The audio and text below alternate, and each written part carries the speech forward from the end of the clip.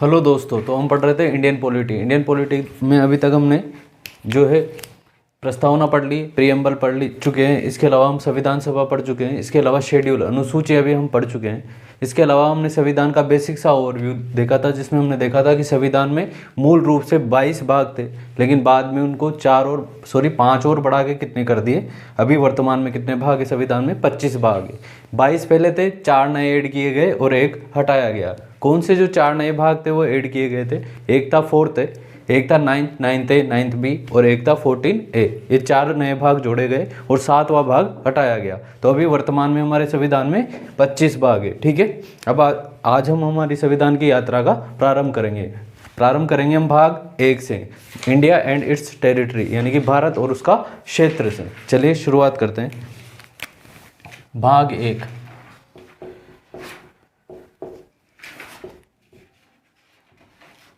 भारत और उसका क्षेत्र, इंडिया एंड इट्स टेरिटरी।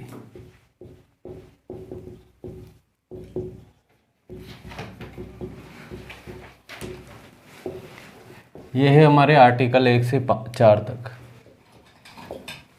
ठीक है, पहला भाग आर्टिकल 1 से 4 तक ये बात करता है भारत और उसके राज्य क्षेत्र की, या उसके क्षेत्र की बात करता है, इंडिया एंड इट्स टेरिटरी की।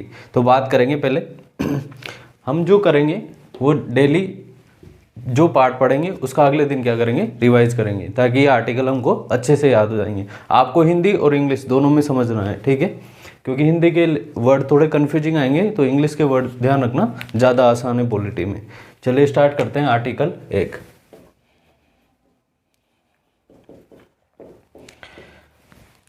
जब संविधान सभा में बातचीत चल रही थी तो ये मुद्दा चल रहा था कि नाम क्या रखा जाए देश का। कुछ ने कहा कि देश का नाम इंडिया रखो, कुछ ने कहा देश का नाम भारत रखो। ठीक है, तो दोनों ही नाम रखे गए हमारे संविधान निर्माताओं के द्वारा।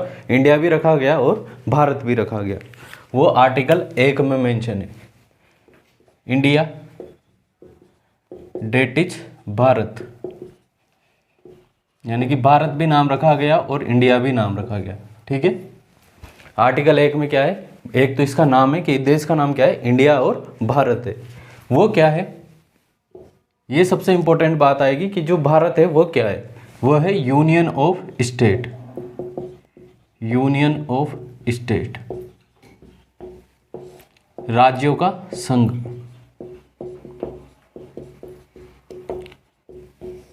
ये इंपॉर्टेंट है। ठीक है, भारत क्या है, यूनियन ऑफ स्टेट है, यानी कि राज्यों का क्या है, एक संघ है। ठीक है, बेसिकली पहले भारत आया, उसके बाद राज्य बने। ठीक है, 2 टर्म आती है, एक तो है यूनियन और एक आती है फेडरेशन या फेडरल। ठीक है, फेडरेशन होता है जैसे कि अमेरिका, जहां पर स्टेटों का पहले अस्तित्व था, बाद में स्टेट आपस में मिलकर आए साथ में और उन्होंने एक देश का निर्माण किया। इसलिए हम कहते हैं यूनाइटेड स्टेट्स ऑफ अमेरिका। ठीक है, तो वहां पर स्टेट पहले थे, स्टेट ने मिलकर आपस में क्या बनाया, देश। लेकिन हमारे यहाँ देश पहले था, राज्य बाद में बने, इसलिए हमें कहते हैं यूनियन। ठीक है, हमें क्या कहते हैं, यूनियन। और फेडरेशन की बात करें तो हम यूएसए की बात करेंगे। ठीक है, आगे हम केंद्र और राज्य संबंधों में फेडरलिज्म का मुद्दा भी पढ़ेंगे। ठीक है, तो इंडिया के लिए क्या वर्ड मेंशन किया गया है, यूनियन मेंशन किया गया है। ठीक है, आपसे पूछे कि संविधान में क्या संघ फेडरलिज्म का मेंशन किया हुआ है, तो फेडरलिज्म का मेंशन नहीं किया हुआ है। किसका मेंशन हुआ है, यूनियन या संघ का मेंशन किया हुआ है। ठीक है, ये यूनियन का मेंशन किया हुआ है। India that is Bharat, union of state. ठीक है, समझ में आ गया फेडरलिज्म और उस यूनियन वर्ड में, कि जो फेडरलिज्म को अगर आपको सीधा समझना हो तो आप यूएसए लोगे। यूएसए में पहले स्टेट थे, बाद में मिलकर उन्होंने यूएसए बनाया। ठीक है, भारत में पहले देश बनाए, बाद में राज्य बनाए। ठीक है, इसलिए जो इंडिया है उसके बारे में क्या, India is non destructible, non destructible union of destructible state. Bharat कैसा है, अविनाशी संघ है, अविनाशी संघ है। किसका, विनाशी राज्यों का।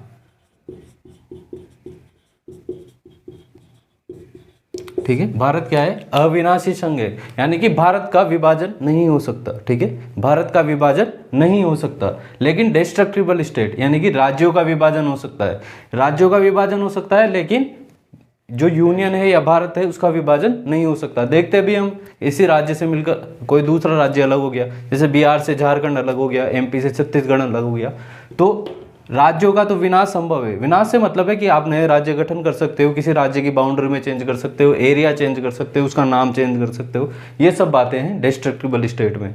अविनाशी में मतलब आप भारत का कुछ भी चेंज नहीं कर सकते। ठीक है, भारत का विनाश संभव नहीं है, यानी कि भारत का विखंडन संभव नहीं है। ठीक है, तो non destructible union of destructible state. अगर हम इसी यूएसए की बात करें तो यूएसए में है नॉन डिस्ट्रक्टिबल स्टेट ऑफ, वहां पर क्या है, राज्यों का भी विनाश संभव नहीं है। ठीक है, वहां पर राज्य की बाउंड्री में चेंज नहीं किया जा सकता, उनका नाम चेंज नहीं किया जा सकता बिना उनकी अप्रूवल के। ठीक है, तो वहां पर राज्य भी कैसे हैं, राज्य भी बिल्कुल यूनियन की तरह ही है। ठीक है, तो वहां पर राज्य भी कैसे हैं, अविनाशी है, non destructible union of non destructible state है यूएसए। ठीक है, तो समझ में आया। एक तो इंडिया का नाम है यहाँ पर, India that is Bharat, Bharat और इंडिया दोनों नाम कंसिडर किए गए हैं। क्या है, यूनियन ऑफ स्टेट, राज्यों का एक संघ है। ठीक है, India is non destructible union of destructible state. ठीक है, क्या है, अविनाशी संघ है, यानी कि भारत का विभाजन संभव नहीं है। ठीक है, लेकिन राज्यों का संभव है, यानी कि राज्यों का नाम बदल सकते हैं, बाउंड्री चेंज कर सकते हैं, एरिया चेंज कर सकते हैं। ठीक है, नए राज्य का गठन कर सकते हैं, ये सब इसमें शामिल है। ठीक है, बात समझ में आई। आपसे पूछ ले कि क्या भारत में फेडरेशन शब्द का उल्लेख है क्या, India is a federal country और नॉट।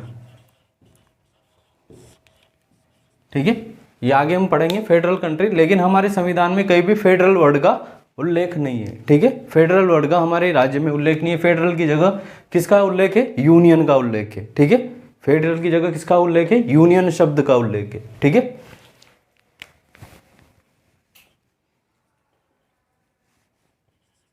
का उल्लेख नहीं। अब दो चीजें आप और समझो, एक तो है यूनियन ऑफ इंडिया,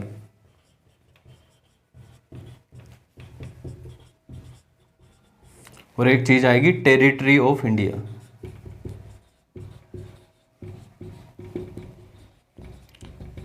ठीक है, ये दो शब्द है, एक तो है यूनियन ऑफ इंडिया और एक है टेरिटरी ऑफ इंडिया।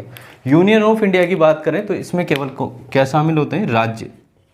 ठीक है, इसमें केवल क्या शामिल है, राज्य शामिल है यूनियन में। ठीक है, लेकिन यहाँ पर टेरिटरी ऑफ इंडिया की बात करें तो यहाँ राज्य भी शामिल है, यूटी जो हमारे केंद्र शासित प्रदेश है वो भी शामिल है। इसके अलावा अगर भारत कोई लैंड एक्वायर करे, ठीक है, भारत को कोई लैंड मिले या कोई अदर देश से कोई लैंड एक्वायर करे तो वो भी किस में आएगी, टेरिटरी ऑफ इंडिया में, अदर लैंड। अंतर समझ में आया यूनियन ऑफ इंडिया और टेरिटरी ऑफ इंडिया में। यूनियन ऑफ इंडिया में तो केवल राज्य शामिल हैं, ठीक है, लेकिन टेरिटरी ऑफ इंडिया में राज्य भी शामिल है, केंद्र शासित प्रदेश भी शामिल है। इसके अलावा कोई भी और लैंड जो भारत को मिले या भारत कहीं से एक्वायर करे तो वो किस में आएगी, टेरिटरी ऑफ इंडिया में। ठीक है, तो ये दोनों वर्ड ध्यान रखने, यूनियन ऑफ इंडिया और टेरिटरी ऑफ इंडिया।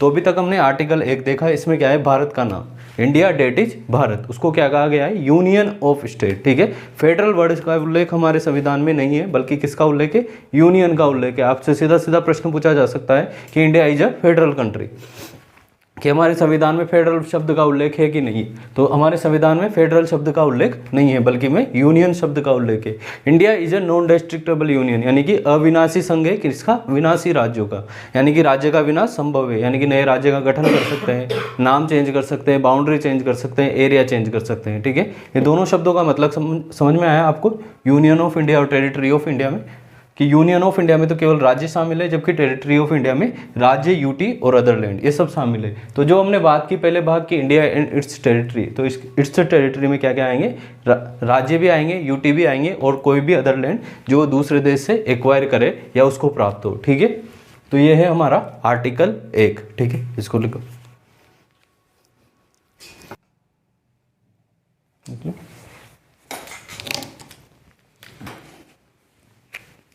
ठीक है, तो हम भाग 1 पढ़ रहे हैं, इंडिया एंड इट्स टेरिटरी। दो शब्द हैं, दो टर्मिनोलॉजी है, एक तो है यूनियन ऑफ इंडिया और दूसरा है टेरिटरी ऑफ इंडिया।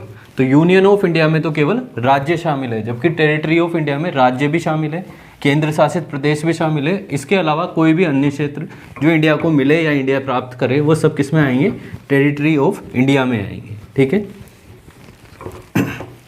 इंडिया क्या है, यूनियन ऑफ स्टेट है। ठीक है, इंडिया क्या है, फेडरल देश नहीं है। हमारे संविधान में कहीं भी फेडरल वर्ड का मेंशन नहीं किया गया है, लेकिन फिर भी हम फेडरलिज्म वाला इश्यू पढ़ते हैं। केंद्र और राज्य संबंधों में हम आगे फेडरलिज्म वाला इश्यू पढ़ेंगे। ठीक है, हमारे यहाँ फेडरलिज्म के कुछ कंसेप्ट भी है, जैसे केंद्र की अलग सरकार है, राज्य की अलग सरकार है। ठीक है, कुछ विषयों पर राज्य कानून बनाता है, कुछ विषयों पर केंद्र सरकार कानून बनाती है। ठीक है, लेकिन फिर भी यहाँ पर क्या है, हमारे यहाँ मजबूत केंद्र है, यानी कि केंद्र के पास ज़्यादा पावर है। जबकि अगर हम प्योर फेडरलिज्म की बात करें, जैसे कि यूएसए की बात करें, तो वहाँ पर जुडिशरी भी दो है। राज्य के कानूनों को राज्य वाली जुडिशरी देखेगी और जो सेंट्रल लेवल की जुडिशरी है वो अलग से देखेगी। ठीक है, हमारे यहाँ इंटीग्रेट जुडिशरी है, सबसे ऊपर सुप्रीम कोर्ट, फिर हाई कोर्ट, ऐसे इंटीग्रेट जुडिशरी है, वहाँ पर अलग अलग है। ठीक है, राज्य के कानून वो वाली जुडिशरी इम्प्लीमेंट करवाएगी और दूसरे केंद्र वाले कानून जो वहाँ का सुप्रीम कोर्ट होगा वो इम्प्लीमेंट करवाएगा। ठीक है,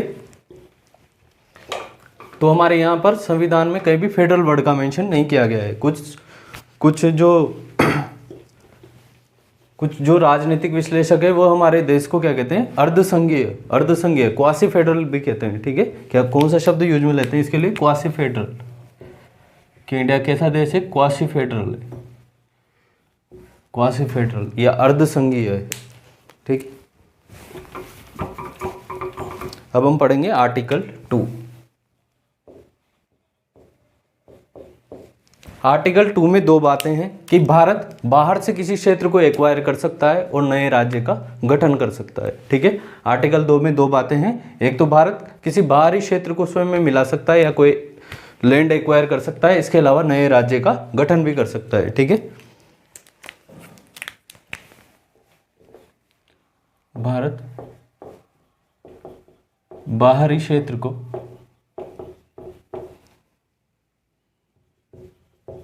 स्वयं में मिला सकता है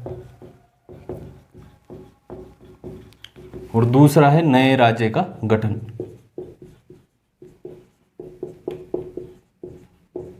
ठीक है, ये दो बातें हैं। इसमें भी इंपॉर्टेंट क्या है, नए राज्य का गठन। ठीक है, नए राज्य के गठन में जो प्रावधान है वो कहाँ पर लिखा हुआ है, दूसरे आर्टिकल 2 में लिखा हुआ है। ठीक है, अब ये नए राज्य का गठन लिख तो दिया आर्टिकल 2 में, लेकिन नए राज्य का गठन का प्रोसेस क्या होगा। ठीक है, जो प्रक्रिया अपनाई जाएगी नए राज्य का गठन की, वो कौन से आर्टिकल में, तो उसके बारे में लिखा गया है आर्टिकल 3 में। ठीक है, ये यहां से प्रश्न बनने की संभावना ज्यादा है आर्टिकल 3 से। नए राज्य के गठन की प्रक्रिया, नए राज्य के गठन की प्रक्रिया। ठीक है, नए राज्य की गठन की प्रक्रिया से संबंधित कौन बनाएगा नया राज्य, केंद्र बनाएगी, यानी कि संसद बनाएगी। ठीक है, नया राज्य कौन बनाएगी, संसद बनाएगी। तो संसद में सबसे पहले आएगा कानून जब एक्चुअल में कानून प्रेसिडेंट के साइन होने के बाद बनता है, उसके पहले उसको क्या कहते हैं, बिल कहते हैं। ठीक है, उसके पहले उसको क्या कहते हैं, बिल। तो सबसे पहले बिल कहाँ पर आएगा, बिल आएगा पार्लियामेंट में। ठीक है, बिल कहाँ पर आएगा, पार्लियामेंट या संसद में आएगा। अब संसद में दो सदन होते हैं, एक होते हैं लोकसभा और दूसरी होती है राज्यसभा। ठीक है, एक होता है लोकसभा और दूसरा होता है राज्यसभा। अब वो जो बिल है वो लोकसभा में भी आ सकता है और राज्यसभा में भी आ सकता है। ठीक है, कोई जरूरी नहीं है कि लोकसभा में आए या राज्यसभा में, किसी भी सदन में आ सकता है। एक और इस बिल की खासियत बात यह है कि ये प्रेसिडेंट की, राष्ट्रपति की पूर्वानुमति से पेश किया जाता है, पूर्वानुमति से। ठीक है, यानी कि जब ये बिल पेश किया जाता है तो पहले राष्ट्रपति से पूछते हैं कि भाई हम ये बिल पेश करना चाहते हैं, आपकी अप्रूवल है कि नहीं। तो फिर राष्ट्रपति जी कहते हैं कि भाई हाँ हमारी अप्रूवल है। तो फिर उसके बाद ये बिल कहाँ पर आता है, संसद में आता है। ठीक है, तो इसमें क्या चाहिए, राष्ट्रपति की पूर्वानुमति, प्रायर अप्रूवल चाहिए। ठीक है, उसके बाद संसद में आए, संसद के किसी भी सदन में आ सकता है। ठीक है, आगे हम पढ़ेंगे कि किसी भी प्रोसेस, अभी आपको केवल एक ध्यान रखना है, हल्का सा आइडिया रखना है। ठीक है, दो सदन है, लोकसभा और राज्यसभा। यहाँ से इसको साधारण बहुमत से पास किया जाता है। ठीक है, साधारण बहुमत से पास किया जाता है। साधारण बहुमत आप समझ लो जैसे कि हमारे 200 मेंबर है, 200 एमएलए हैं, तो जीतने के लिए 101, वो वाला बहुमत क्या कहलाता है? साधारण बहुमत। ठीक है, तो साधारण बहुमत से बिल पास हो जाता है। ठीक है, उसके बाद वापस से कहाँ जाएगा ये? राष्ट्रपति के पास। ठीक है, राष्ट्रपति जैसे ही साइन करेगा ये क्या बन जाएगा?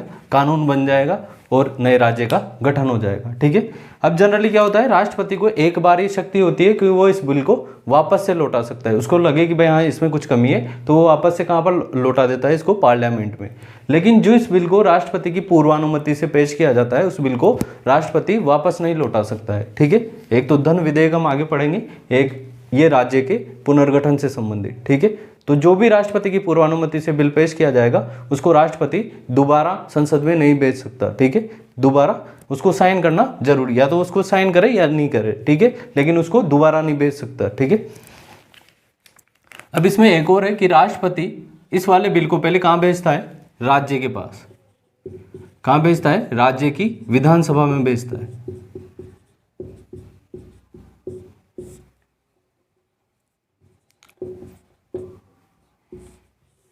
जैसे कि आंध्र प्रदेश से तेलंगाना अलग हुआ तो जो राष्ट्रपति है इस बिल को कहाँ भेजेंगे? आंध्र प्रदेश की विधानसभा में भेजा था। ठीक है, अब ये विधानसभा इस बीच पर विचार करेगी कि इस पर विचार देगी अपना। ठीक है, ये जो भी बिल होगा इस पर अपना विचार देगी कि भाई इसके क्या विचार है, ये चाहे कि नए राज्य का गठन होना चाहिए या नहीं होना चाहिए। ठीक है, तो ये अपना विचार देगी। इसका टाइम फ्रेम भी फिक्स रहता है, राष्ट्रपति जो बिल भेजता है उसका टाइम फ्रेम फिक्स रहता है भाई 10 दिन, 15 दिन, 1 महीना। ठीक है, उसके बाद में ये वापस से कहाँ पर आ जाता है? राष्ट्रपति के पास आ जाता है। ठीक है, लेकिन ये विधानसभा में तो भेजा जाता है लेकिन ये एक औपचारिकता मात्र है। ठीक है, इनकी सहमति या असहमति मैटर नहीं करती। अगर ये कहते कि राज्य क्या नाम से नए राज्य का गठन नहीं होना चाहिए लेकिन इनको करना है तो ये करेंगे। ठीक है, ये केवल एक औपचारिकता के तौर पर इनके पास भेजा जाता है। ठीक है, इनकी अप्रूवल का कोई मतलब नहीं है। ठीक है, पास भेजा जाता है, इनकी सहमति व असहमति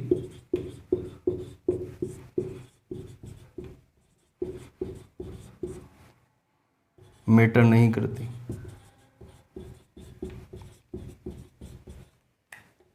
ठीक है, समझ में आया? आर्टिकल 2 में क्या है कि नए क्षेत्र को अपन में मिला सकता है और दूसरा है नए राज्य का गठन कर सकता है। हम नए राज्य का गठन का प्रोसेस क्या है, क्या क्या प्रक्रिया अपनाई जाती है नए राज्य के गठन से लिए, तो वो प्रक्रिया कहाँ पर बताई गई है? आर्टिकल 3 में। ठीक है, वो प्रक्रिया कहाँ पर बताई गई है? आर्टिकल 3 में वो प्रक्रिया बताई गई है। तो प्रक्रिया क्या है? सबसे पहले राष्ट्रपति के पास, राष्ट्रपति नए राज्य का गठन करना है तो एक बिल रहेगा। ठीक है, कोई कानून बनने से पहले वो क्या रहता है? बिल रहता है। तो उस बिल को वो क्या भेजेगा? संबंधित राज्य की विधानसभा में भेजेगा। जैसे कि आंध्र प्रदेश से तेलंगाना अलग हो रहा है तो आंध्र प्रदेश में भेजा जाएगा। ठीक है, हालांकि आंध्र प्रदेश क्या विचार देता है, ठीक है, उसका क्या थॉट है वो मैटर नहीं करता। वो चाहे कि नहीं नया राज्य नहीं बनना चाहिए तो भी कोई फर्क नहीं पड़ता। ये बिल केवल औपचारिकता के तौर पर इनके पास भेजा जाएगा टाइम पीरियड के साथ, भाई आपको 15 दिन में लौटाना है या 20 दिन में लौटाना है। वापस से कहाँ जाएगा? राष्ट्रपति। इंपॉर्टेंट चीज़ इसमें यह है कि ये राष्ट्रपति की पूर्वानुमति से पेश किया जाता है। आपको स्टेटमेंट बना के दे कि राज्य के पुनर्गठन से संबंधित विधेयक के बारे में निम्न में से कौन सा कथन सत्य है या असत्य है। यह राष्ट्रपति की पूर्वानुमति से पेश नहीं किया जाता है या इस पर विशेष मेजोरिटी, स्पेशल मेजोरिटी पेश रखी जाती है या फिर ये केवल लोकसभा में पेश किया जाता है। इस प्रकार से अलग अलग स्टेटमेंट बनाए जा सकते हैं, हम बाद में प्रश्न भी देखेंगे। तो राष्ट्रपति की पूर्वानुमति से पेश किया जाएगा, संसद के किसी भी सदन में पेश किया जा सकता है, लोकसभा में भी, राज्यसभा में भी, साधारण बहुमत से पारित किया जाएगा। ठीक है, और राष्ट्रपति के साइन। ठीक है, राष्ट्रपति इसको पुनर्विचार के लिए नहीं लौटा सकता। ठीक है, क्योंकि इस राष्ट्रपति की पूर्वानुमति से पेश किया गया है इसलिए इसको पुनर्विचार के लिए नहीं लौटा सकता। यहाँ पे लिख लेना, पुनर्विचार के लिए नहीं लौटा सकता।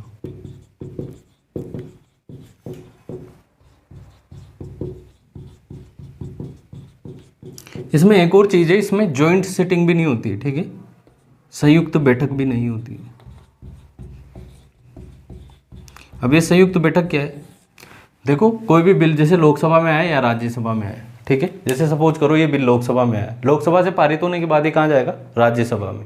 अब राज्यसभा में ये बिल पारित नहीं हो रहा है, यानी कि इनके बीच में कुछ अवरोध पैदा हो गया तो फिर इन दोनों की एक सामूहिक बैठक बुलाई जाती है, उसको क्या कहते हैं, ज्वाइंट सिटिंग या संयुक्त बैठक कहते हैं। ठीक है, तो इसमें संयुक्त बैठक भी नहीं बुलाई जा सकती है। ठीक है, समझ में आया संयुक्त बैठक? अभी ध्यान रख लो, बाद में ये सब टर्मिनोलॉजी एक एक करके आएगी। ठीक है, जैसे हम भाग 5 पढ़ेंगे तब ये सारी टर्मिनोलॉजी आएगी।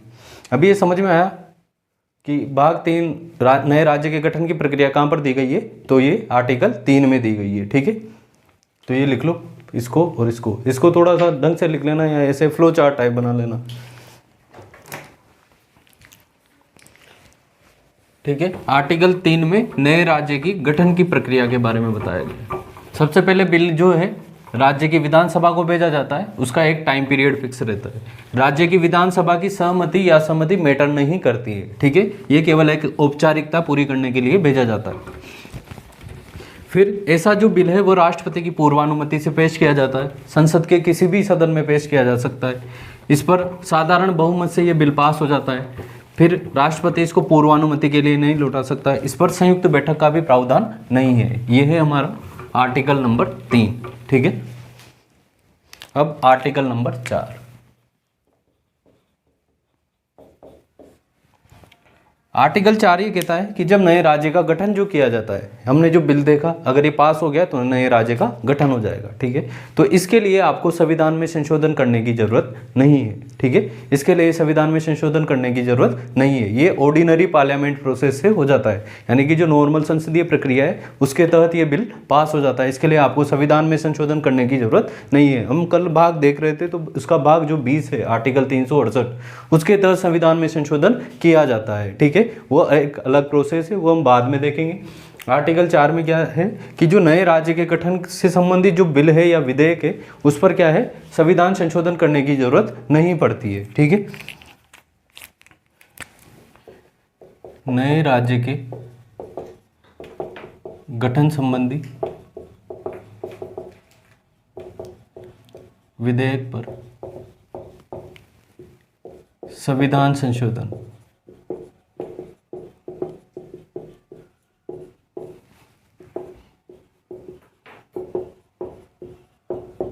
की जरूरत नहीं पड़ती।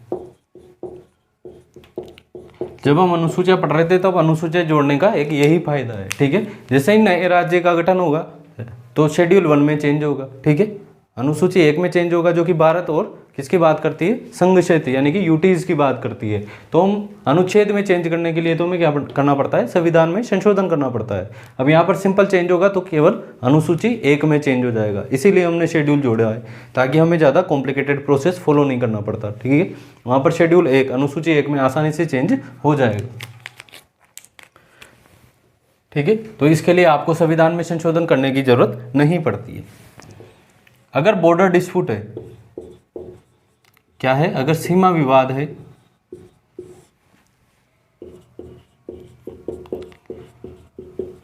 अगर सीमा विवाद है तो उसके लिए भी संविधान में संशोधन करने की जरूरत नहीं पड़ती। केवल केंद्र आपस में ही, ये जो अपन ने नॉर्मल ऊपर प्रोसेस देखा है इसी के तहत क्या है, सीमा विवाद को सुलझा लिया जाता है। जब तक कि भारत की तरफ से कोई लैंड ट्रांसफर नहीं हो रहा है। ठीक है, जब तक कि भारत अपना कोई लैंड किसी दूसरे देश को नहीं देता है तब तक तो ये सिंपल प्रोसेस फॉलो ही किया जाता है। ठीक है, संविधान में संशोधन की जरूरत नहीं पड़ती। सामान्य केस में संविधान संशोधन नहीं। ठीक है, अब इससे रिलेटेड एक केस आया था, बेरूबाड़ी केस। क्या है, बेरूबाड़ी वाद इसको कहते हैं, 1960 में। पहले भी पढ़ा था हमने जब प्रस्तावना पढ़ी थी, उसमें क्या, इस केस में क्या कहा था सुप्रीम कोर्ट ने कि जो प्रस्तावना है वो संविधान का भाग नहीं है, लेकिन केशवानंद भारती में उसको चेंज कर दिया था और कहा था कि प्रस्तावना जो है संविधान का भाग है।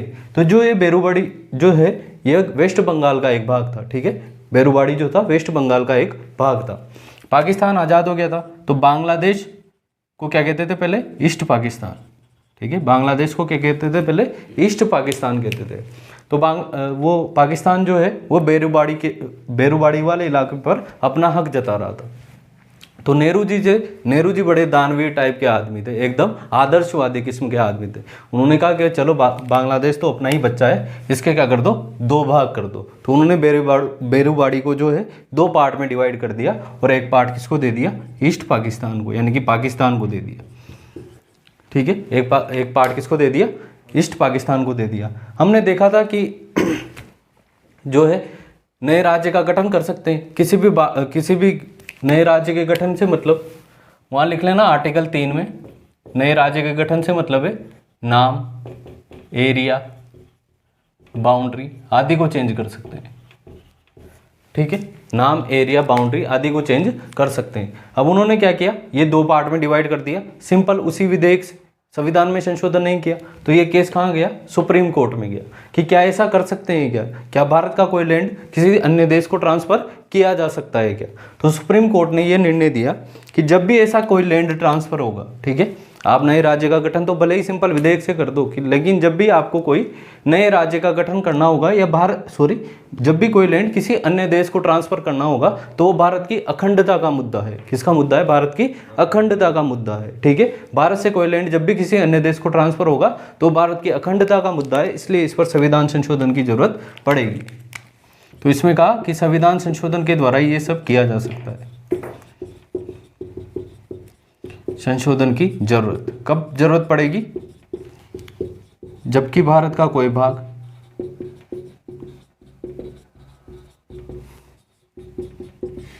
अन्य देश को ट्रांसफर किया जा रहा है।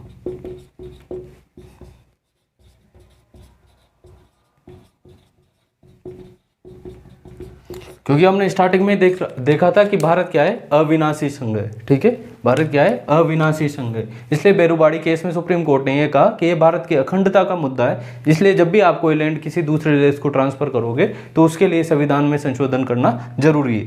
क्योंकि नॉर्मल विधेयक में तो क्या होगा, जैसे किसी पार्टी की मेजोरिटी है तो वो आसानी से उस विधेयक को पास करा लेगा, लेकिन संविधान में संशोधन एक कॉम्प्लिकेटेड प्रोसेस है। ठीक है, इसमें सारी जो भी है दोनों सदनों का विशेष बहुमत चाहिए होता है, इसलिए संविधान संशोधन ज़्यादा कॉम्प्लिकेटेड प्रोसेस है। ठीक है, इसलिए सुप्रीम कोर्ट ने कहा कि इसके लिए संविधान संशोधन की जरूरत पड़ेगी। तो फिर इसके लिए बाद में 9वां संविधान संशोधन किया गया।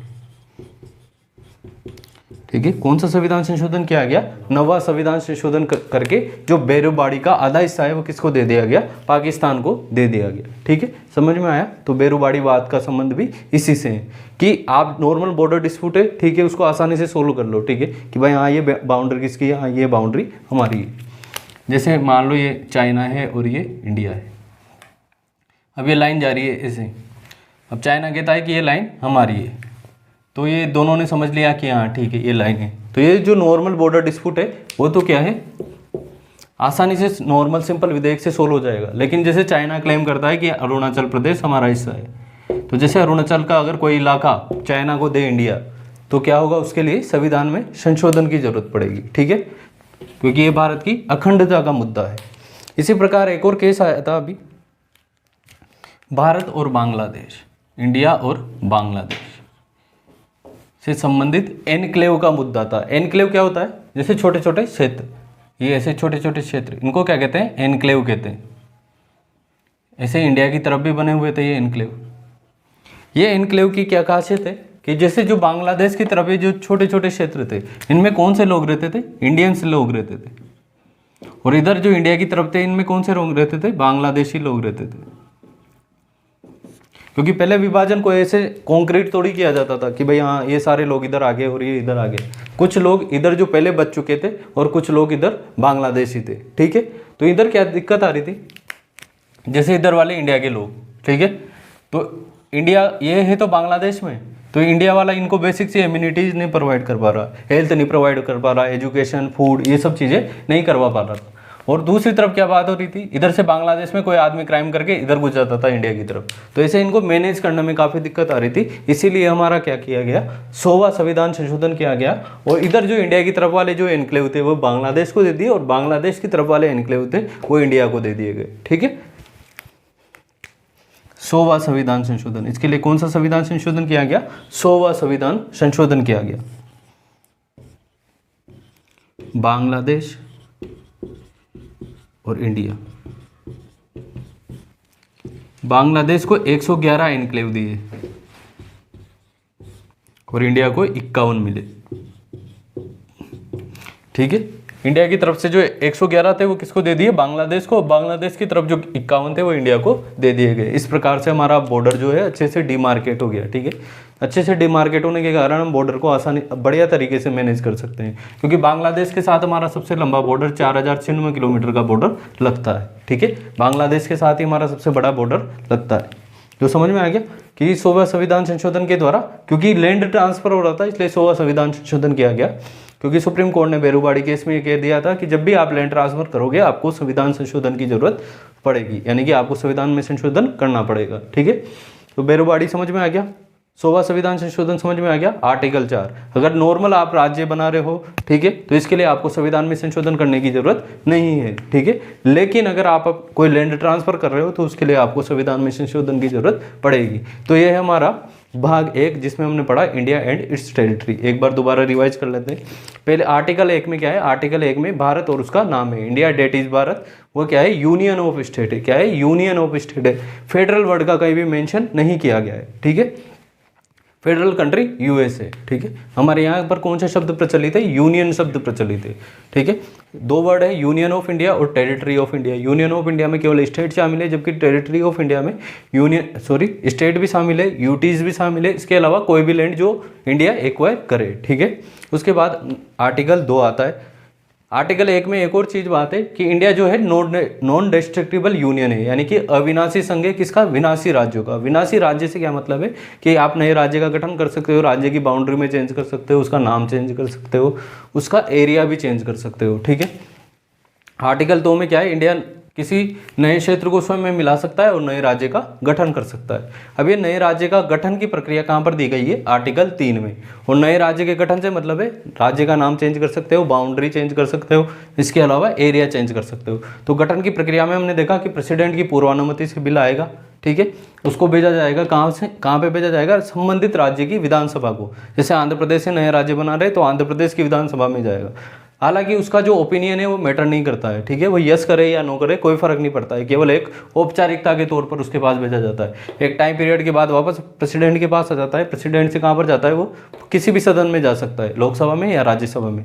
वहाँ से साधारण बहुमत से निकलेगा, राष्ट्रपति की साइन होंगे, कानून बनेगा और नए राज्य का गठन हो जाएगा, या नाम चेंज हो जाएगा या बाउंड्री चेंज हो जाएगी। ठीक है, राष्ट्रपति उसको पूर्वानुमति के लिए वापस नहीं भेज सकता। ठीक है, और ये 2 केस आपको ध्यान रखने। बेरूबाड़ीवाद, जिसमें कहा कि अगर लैंड ट्रांसफर यानी कि भारत की अखंडता का मुद्दा आता है तो फिर वहां पर आपको संविधान संशोधन की जरूरत पड़ेगी। ठीक है, इसके अलावा रिसेंटली 100वां संविधान संशोधन हुआ, जिसमें बांग्लादेश को हमारी तरफ के 111 एनक्लेव ट्रांसफर किए गए और बांग्लादेश से हमने 51 एनक्लेव लिए। एनक्लेव क्या होता है? ऐसा क्षेत्र जो दूसरे देश में है लेकिन वहां पर नागरिक किसके? हमारे नागरिक है। ठीक है, तो यह है 100वां संविधान संशोधन और हमारा भाग 1 लिखो।